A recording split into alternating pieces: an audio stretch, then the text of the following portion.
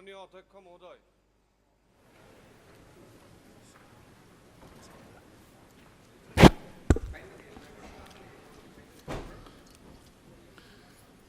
এতিয়া report laying Honorable Finance Minister. Sir, before entering into the business, I have submitted one breach of privilege motion after the GRUR and before the business is entered. I would like to request you kindly to allow me to move my breach of privilege motion. মাননীয় অধ্যক্ষ মহোদয়, GRUR চলি আছিল তেতিয়া হাউস এডজন কৰা হৈছিল তাৰ আগে আগে GRURত মোৰ কথাখিনি আধাখিনি ৰাখিছিলোঁ, বাকিখিনি কথা বাকি আছে। বহকচোন চোৱা, অলৰেডি 0 hour এটা টাইম ফিক্স হয়, গোটেই টাইম গুচি গ'ল।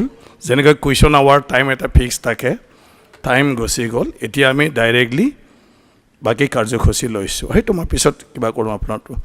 এতিয়া তাৰমানে বিষয়টো জাষ্ট এক মিনিট দিব। 3 মাহৰ বাগমাৰা গাঁও পঞ্চায়তৰ 3 মাহৰ এণ্টায়াৰ চাউল আত্মসাৎ কৰিলে। পশ্চিমবঙ্গীয় সমবায় সমিতিৰ 2 মাহৰ চাউল জুলাই আৰু আগষ্টৰ হ'ব, আপুনি নটিচ এটা দি দিয়ক। ঠিক আছে, সেইকাৰণে মই কৈছোঁ এইটো মই পিছত চাওঁ, আপুনি কাইণ্ডলি ছাৰ এইটো কনচিডাৰ পিছত চাওঁ ৰ'ব। এটা অনাৰেবল ফাইনেন্স মিনিষ্টাৰ হয়, পাৰ্লিয়ামেণ্টাৰী এফেয়াৰ্ছ মিনিষ্টাৰ ৰিপৰ্ট লে কৰিব।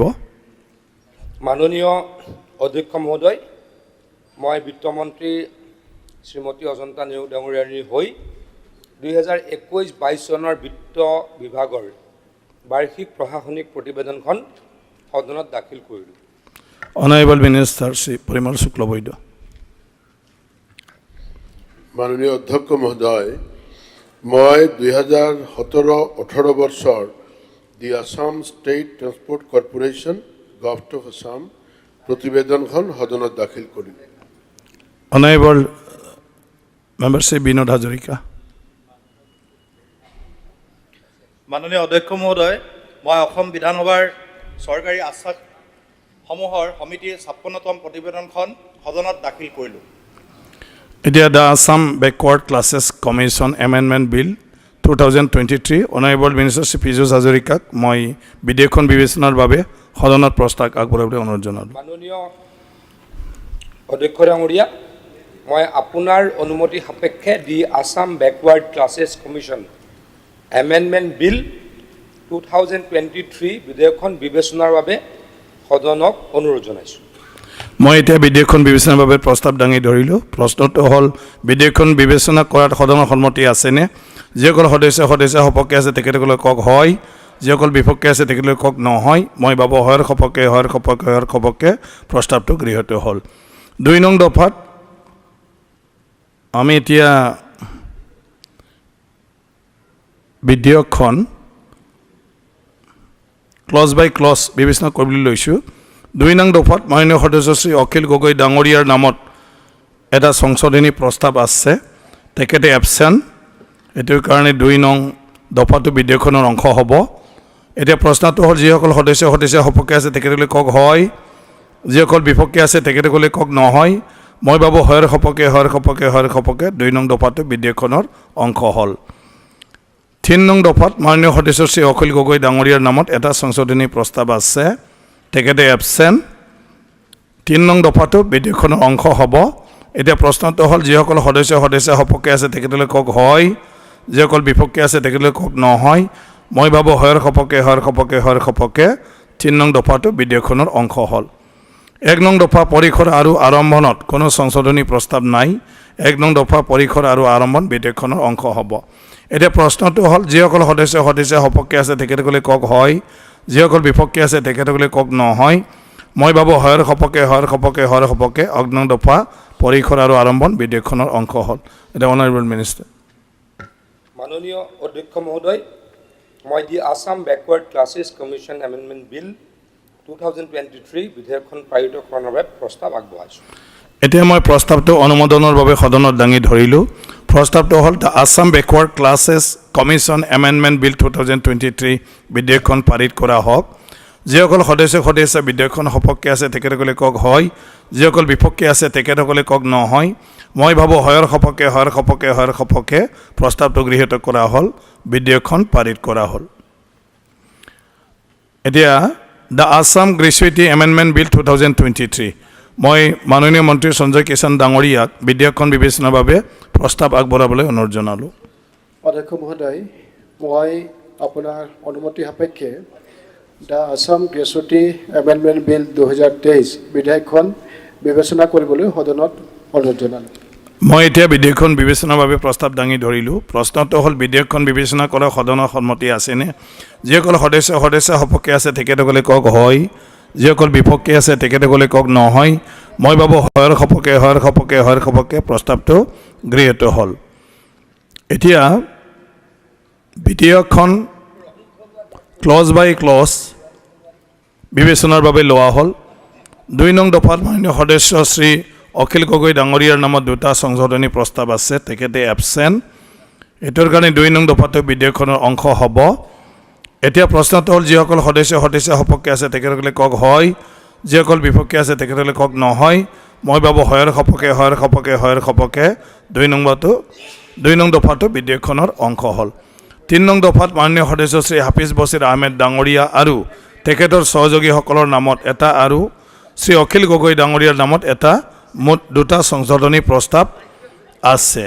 এতিয়া মাননীয় সদস্য শ্ৰী হাফিজ বছিৰ আহমেদ আৰু তেখেতৰ সহযোগী কোনোবা কিবা এটা ক'ব? নাই, উঠাই ল'লে। তো তেখেতসকলে সংশোধনী প্ৰস্তাৱ উঠাই ল'লে, সেইকাৰণে 3 নং দফাটো বিধেয়কখনৰ অংশ হ'ব। এতিয়া প্ৰশ্নটো হ'ল যিসকল সদস্য সপক্ষে আছে তেখেতসকলে কওক হয়, যিসকল বিপক্ষে আছে তেখেতসকলে কওক নহয়। মই ভাবোঁ হয়ৰ সপক্ষে 3 নং দফাটো বিধেয়কখনৰ অংশ হ'ল। 1 নং দফা পৰিসৰ আৰু আৰম্ভণত কোনো সংশোধনী প্ৰস্তাৱ নাই। 1 নং দফা পৰিসৰ আৰু আৰম্ভণত বিধেয়কখনৰ অংশ হ'ব। এতিয়া প্ৰশ্নটো হ'ল যিসকল সদস্য সপক্ষে আছে তেখেতসকলে কওক হয়, যিসকল বিপক্ষে আছে তেখেতসকলে কওক নহয়। মই ভাবোঁ হয়ৰ সপক্ষে 1 নং দফা পৰিসৰ আৰু আৰম্ভণ বিধেয়কখনৰ অংশ হ'ল। মাননীয় মন্ত্ৰী শ্ৰী সঞ্জয় কিষাণ। অধ্যক্ষ মহোদয়, the Assam gratuity amendment bill 2023 বিধেয়কখন পাৰিতকৰণৰ বাবে প্ৰস্তাৱ আগবঢ়ালোঁ। মই প্ৰস্তাৱটো অনুমোদনৰ বাবে সদনত দাঙি ধৰিলোঁ। প্ৰস্তাৱটো হ'ল the Assam gratuity amendment bill 2023 বিধেয়কখন পাৰিত কৰা হওক। যিসকল সদস্য বিধেয়কখনৰ সপক্ষে আছে তেখেতসকলে কওক হয়, যিসকল বিপক্ষে আছে তেখেতসকলে কওক নহয়। মই ভাবোঁ হয়ৰ সপক্ষে প্ৰস্তাৱটো গৃহীত কৰা হ'ল, বিধেয়কখনক পাৰিত কৰা হ'ল। The Assam Tea Plantations Provident Fund and Pension Fund and Deposit Linked Insurance Fund Scheme Amendment Bill 2023. Honorable Minister Sri Sanjay Kisan. অধ্যক্ষ মহোদয়, মই আপোনাৰ অনুমতি সাপেক্ষে the Assam tea plantation provident fund and pension fund and deposit link insurance fund scheme amendment bill 2023 বিধেয়কখন বিবেচনা কৰিবলৈ সদনক অনুৰোধ জনালোঁ। মই এতিয়া বিধেয়কখন বিবেচনাৰ বাবে প্ৰস্তাৱ দাঙি ধৰিলোঁ। প্ৰশ্নটো হ'ল বিধেয়কখন বিবেচনা কৰা সদনৰ সন্মতি আছেনে? যিসকল সদস্য সপক্ষে আছে তেখেতসকলে কওক হয়, যিসকল বিপক্ষে আছে তেখেতসকলে কওক নহয়। মই ভাবোঁ হয়ৰ সপক্ষে প্ৰস্তাৱটো গৃহীত হ'ল। এতিয়া দফাই দফা বিবেচনাৰ বাবে লোৱা হ'ল। 2 নং দফাত মাননীয় সদস্য শ্ৰী অখিল গগৈ ডাঙৰীয়াৰ নামত এটা সংশোধনী প্ৰস্তাৱ আছে, তেখেতে এবচেণ্ট। 2 নং দফাটো বিধেয়কখনৰ অংশ হ'ব। যিসকল সদস্য সপক্ষে আছে তেখেতসকলে কওক হয়, যিসকল বিপক্ষে আছে তেখেতসকলে কওক নহয়। মই ভাবোঁ হয়ৰ সপক্ষে 2 নং দফাটো বিধেয়কখনৰ অংশ হ'ল। 1 নং দফা পৰিসৰ আৰু আৰম্ভণত কোনো সংশোধনী প্ৰস্তাৱ নাই। 1 নং দফা পৰিসৰ আৰু আৰম্ভণত বিধেয়কখনৰ অংশ হ'ব। এতিয়া প্ৰশ্নটো হ'ল যিসকল সদস্য সপক্ষে আছে তেখেতসকলে কওক হয়, যিসকল বিপক্ষে আছে তেখেতসকলে কওক নহয়। মই ভাবোঁ হয়ৰ সপক্ষে 1 নং দফা পৰিসৰ আৰু আৰম্ভণ বিধেয়কখনৰ অংশ হ'ল। এতিয়া মাননীয় মন্ত্ৰী শ্ৰী সঞ্জয় কিষাণ। অধ্যক্ষ মহোদয়, মই the Assam tea plantation provident fund and pension fund and deposit link insurance fund scheme amendment bill 2023 বিধেয়কখন পাৰিতকৰণৰ বাবে প্ৰস্তাৱ আগবঢ়ালোঁ। এতিয়া মই প্ৰস্তাৱটো অনুমোদনৰ বাবে সদনত দাঙি ধৰিলোঁ। প্ৰস্তাৱটো হ'ল the Assam tea plantations provident fund and pension fund and deposit linked insurance fund scheme amendment bill 2023 বিধেয়কখন পাৰিত কৰা হওক। যিসকল সদস্য বিধেয়কখনৰ সপক্ষে আছে তেখেতসকলে কওক হয়, নাই দেখোন কোনেও হয় না নহয়?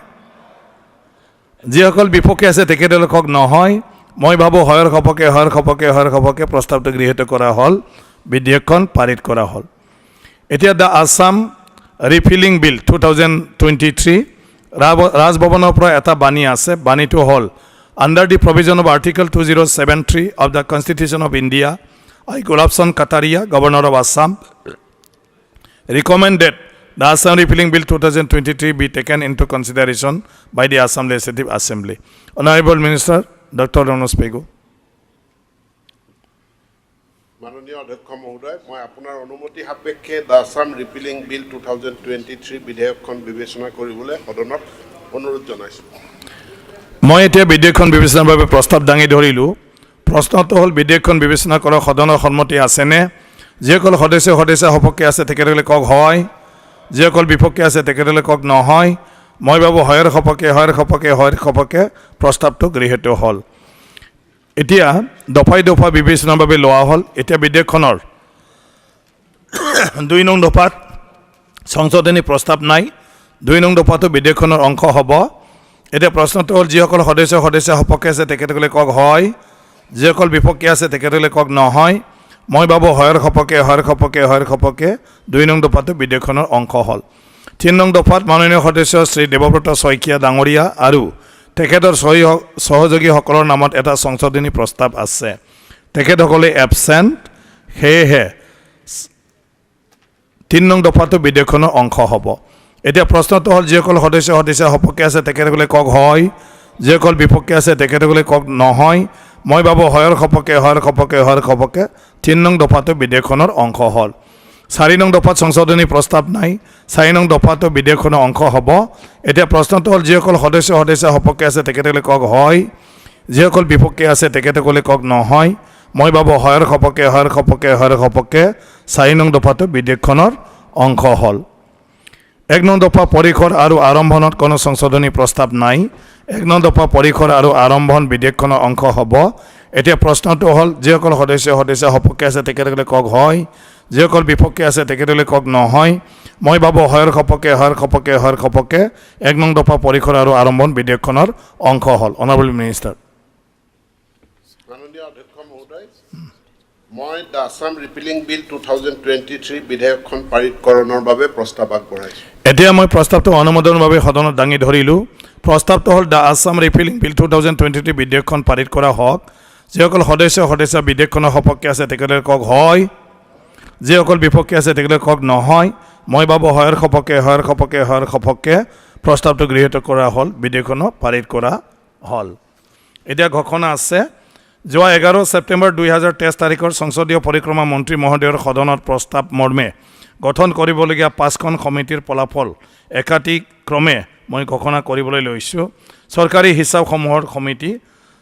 হিচাপসমূহৰ সমিতিৰ নিৰ্বাচিত হ'বলগীয়া সদস্য সংখ্যা আৰু প্ৰাৰ্থীৰ সংখ্যা সম সংখ্যক হোৱা হেতুকে নিম্নোক্ত সদস্যসকলক চৰকাৰী হিচাপে সমিতিলৈ সৰ্বসন্মতভাৱে নিৰ্বাচিত হোৱা বুলি ঘোষণা কৰা হ'ল শ্ৰী নুৰুল হুদা বিধায়ক শ্ৰী পদ্মা হাজৰিকা শ্ৰী উৎপল বৰা শ্ৰী মানৱ ডেকা শ্ৰী চক্ৰধৰ গগৈ শ্ৰী কৌশিক ৰায় লৰেন্স ইছলাৰী ৰমেন্দ্ৰ নাৰায়ণ কলিতা ভৱেন্দ্ৰনাথ ভৰালী দেৱব্ৰত শইকীয়া ভৰত চন্দ্ৰ নৰ হাফিজ বছিৰ আহমেদ কৰমুদ্দিন বৰভূঞা অসম বিধানসভাৰ প্ৰক্ৰিয়া আৰু কাৰ্য পৰিচালনা নিয়মাৱলীৰ নিয়ম 198 অধীনত সমিতিৰ সদস্য শ্ৰী নুৰুল হুদাক সভাপতি হিচাপে নিয়োগ কৰা হ'ল নতুনকৈ নিৰ্বাচিত হোৱা সমিতিৰ সদস্যসকলৰ কাৰ্যকাল গঠন হোৱা তাৰিখৰ পৰা অনধিক 30 মাহ কাৰ্যকালৰ বাবে কাৰ্যনিৰ্বাহ কৰিব প্ৰাক্কলন কমিটি নিৰ্বাচিত হ'বলগীয়া সদস্যৰ সংখ্যা আৰু প্ৰাৰ্থীৰ সংখ্যা সম সংখ্যক হোৱা হেতুকে নিম্নোক্ত সদস্যসকলক প্ৰাক্কলন সমিতিলৈ সৰ্বসন্মতভাৱে নিৰ্বাচিত হোৱা বুলি ঘোষণা কৰা হ'ল শ্ৰী প্ৰশান্ত ফুকন প্ৰমোদ বৰঠাকুৰ ভাস্কৰ শৰ্মা ৰূপক শৰ্মা মৃণাল শইকীয়া প্ৰদীপ হাজৰিকা পনাকন বৰুৱা ৱাজেদ আলী চৌধুৰী কমলেশ্বৰ দেৱ পুৰকাষ্ট দিগন্ত বৰ্মন দুৰ্গাদাস বড়ো আমিনুল ইছলাম জ্যেষ্ঠ আমিনুল ইছলাম অসম বিধানসভাৰ প্ৰক্ৰিয়া আৰু কাৰ্য পৰিচালনা নিয়মাৱলীৰ নিয়ম 198 অধীনত সমিতিৰ সদস্য শ্ৰী প্ৰশান্ত ফুকনক সভাপতি হিচাপে নিয়োগ কৰা হ'ল নতুনকৈ নিৰ্বাচিত হোৱা সমিতিৰ সদস্যসকলৰ কাৰ্যকাল গঠন হোৱা তাৰিখৰ পৰা অনধিক 3 মাহ কাৰ্যকালৰ বাবে কাৰ্যনিৰ্বাহ কৰিব ৰাজহুৱা উদ্যোগসমূহৰ সমিতি নিৰ্বাচিত হ'বলগীয়া সদস্যৰ সংখ্যা আৰু প্ৰাৰ্থীৰ সংখ্যা সমসংখ্যক হোৱা হেতুকে নিম্নত সদস্যসকলক ৰাজহুৱা উদ্যোগসমূহৰ সমিতিলৈ সৰ্বসন্মতভাৱে নিৰ্বাচিত হোৱা বুলি ঘোষণা কৰা হ'ল। শ্ৰী ৰমেন্দ্ৰ নাৰায়ণ কলিতা, শ্ৰীমতী সুমন হৰিপ্ৰিয়া, থেৰজ গোৱালা, কৃষ্ণেন্দু পাল, গণেশ কুমাৰ লিম্বু, সুৰেন ফুকন, জিতু গোস্বামী, প্ৰদীপ হাজৰিকা, চৰণ বড়ো, জাকিৰ হুছেইন, ৰেকিবুদ্দিন আহমেদ, শ্ৰীমতী শিৱামণি বৰা, ৰফিকুল ইছলাম। অসম বিধানসভা প্ৰক্ৰিয়া আৰু কাৰ্যপৰ্যায় নিয়মাৱলীৰ নিয়ম 198(1)ৰ অধীনত সমিতিৰ সদস্য শ্ৰী ৰমেন্দ্ৰ নাৰায়ণ কলিতাক সভাপতি হিচাপে নিয়োগ কৰা হ'ল। নতুনকৈ নিৰ্বাচিত হোৱা সমিতিৰ সদস্যসকলৰ কাৰ্যকাল গঠন হোৱা তাৰিখৰ পৰা অনধিক 30 মাহ কাৰ্যকালৰ বাবে কাৰ্যনিৰ্বাহ কৰিব। অনুসূচিত জাতি আৰু অনুসূচিত জনজাতি কল্যাণ কমিটি সদস্যৰ সংখ্যা আৰু প্ৰাৰ্থীৰ সংখ্যা সমসংখ্যক হোৱা হেতুকে নিম্নোক্ত সদস্যসকলক অনুসূচিত জাতি আৰু অনুসূচিত জনজাতি কল্যাণ সমিতিৰ সৰ্বসন্মতভাৱে নিৰ্বাচিত হোৱা বুলি ঘোষণা কৰা হ'ল। ভুৱন পেগু, অজয় কুমাৰ ৰায়, বিদ্যা সিং ইংলে, ৰূপসিং তেৰণ, বিজয় মালাকৰ, ভৱেন্দ্ৰনাথ ভৰালী, পৃথ্বীৰাজ ৰাভা, গোবিন্দ চন্দ্ৰ বসুমতাৰী, বসন্ত দাস, শ্ৰীমতী নন্দিতা দাস, যাদৱ স্বৰ্গীয়ানী, মজিবুৰ ৰহমান, ৰবিৰাম নাৰ্জাৰী। সমিতিৰ সদস্য শ্ৰী ভুৱন পেগুক সভাপতি হিচাপে নিয়োগ কৰা হ'ল। নতুনকৈ নিৰ্বাচিত হোৱা সমিতিৰ সদস্যসকলৰ কাৰ্যকাল গঠন হোৱা তাৰিখৰ পৰা অনধিক 30 মাহ কাৰ্যকালৰ বাবে কাৰ্যনিৰ্বাহ কৰিব। অন্যান্য পিছপৰা শ্ৰেণী আৰু অন্যান্য পিছপৰা শ্ৰেণীসমূহৰ কল্যাণ সমিতি নিৰ্বাচিত হ'বলগীয়া সদস্যৰ সংখ্যা আৰু প্ৰাৰ্থীৰ সংখ্যা সমসংখ্যক হোৱা হেতুকে নিম্নোক্ত সদস্যসকলক অন্যান্য পিছপৰা শ্ৰেণী আৰু অন্যান্য পিছপৰা শ্ৰেণীসমূহৰ কল্যাণ সমিতিলৈ সৰ্বসন্মতিভাৱে নিৰ্বাচিত হোৱা বুলি ঘোষণা কৰা হ'ল। শ্ৰী ৰঞ্জিত দত্ত, ডক্টৰ অমিয় কুমাৰ ভূঞা, ধৰ্মেশ্বৰ কোঁৱৰ, ডক্টৰ প্ৰবান্দ ৰাজবংশী, শ্ৰী বিনোদ হাজৰিকা, হেমাংগ ঠাকুৰীয়া, ৰূপেশ গোৱালা, ৰূপজ্যোতি কুৰ্মী, পনাকন বৰুৱা, শ্ৰীমতী ৰেণুপমা ৰাজখোৱা, শ্ৰী আবুল কালাম ৰছিদ আলম, নিজানুৰ ৰহমান, জয়ন্ত বসুমতাৰী। কমিটিৰ সদস্য শ্ৰী ৰঞ্জিত দত্ত সভাপতি হিচাপে নিয়োগ কৰা হ'ল। নতুনকৈ নিৰ্বাচিত হোৱা কমিটিৰ সদস্যসকলৰ কাৰ্যকাল গঠন হোৱা তাৰিখৰ পৰা অনধিক 30 মাহ কাৰ্যকালৰ বাবে কাৰ্যনিৰ্বাহ কৰিব।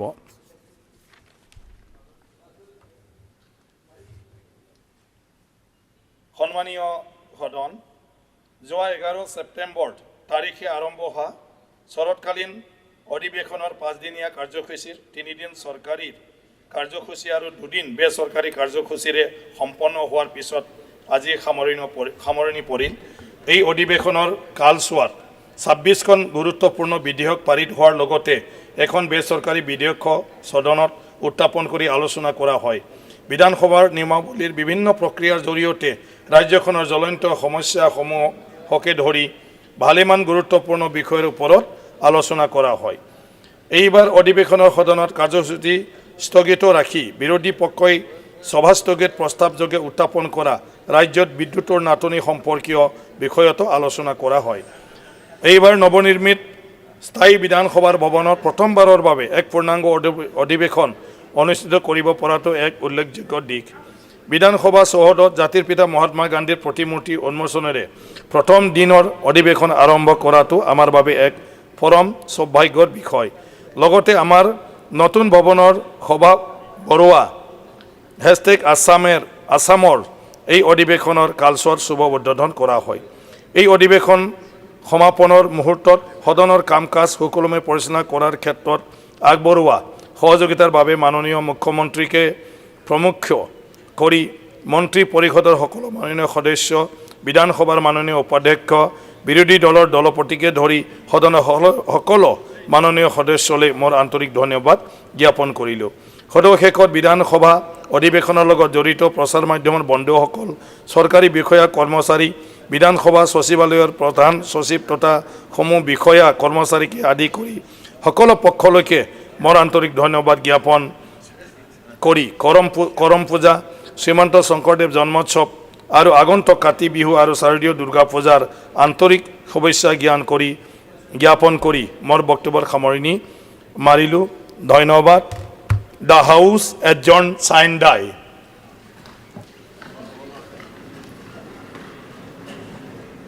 জাতীয় সংগীত।